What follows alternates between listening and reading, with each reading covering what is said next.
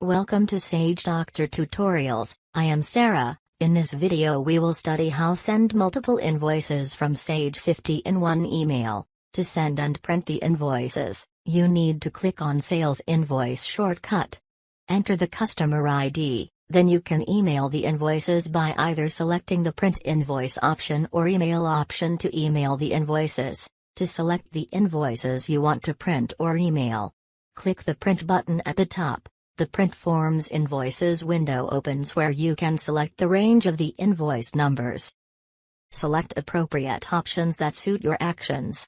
For batch printing or batch emailing of the invoices, you need to click the downward arrow next to the Print button. Select the Invoice to Print option. The Preview and Print Invoices and Packaging Slips windows opens. After selecting the preview and the necessary options, you can select any of the options available in the panel below.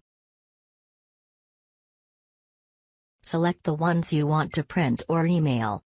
At last select the print/email. You can also check the print preview.